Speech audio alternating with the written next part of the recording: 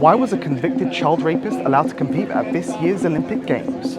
Steven Velde, a Dutch volleyball player, was convicted of rape in 2016 of a 12-year-old child, yet he was allowed to compete at Paris 2024. We asked people here in Paris what they thought about this controversial decision. He shouldn't represent his country. He shouldn't be representing a country if he has any background like that. It's really controversial and it's really difficult. Well, I think that's not good for sports. As a Brazilian, I wouldn't like him to play to Brazil team. It's not ideal. I mean, with him having raped a child, it's just slightly disgusting, really. I wouldn't want to be represented by someone like him. It gives an image of the country. These athletes, when we say they represent, they really represent. And to carry your flag and to stain it with your crimes, with that kind of crimes, I think it's just horrible. We went to his last game, and every time when he was serving, it was like everybody was shouting negative about him.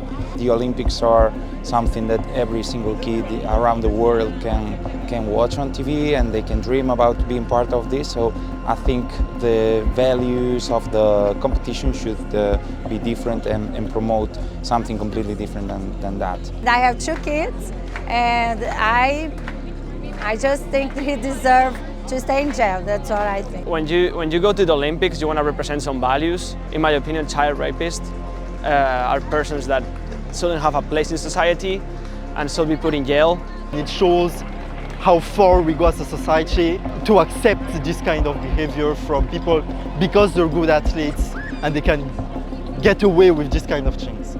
As a Dutch, yeah, it's a mixed feeling. So on one hand, you want to cheer for him and that he really does well. On the other hand, if he was judged before and he did his time in prison, then somebody needs a second chance. But in a high-profile event like the Olympics, it remains difficult. Not only the Netherlands should refuse that he represents the country, the Olympics should not accept an athlete that has done such a crime.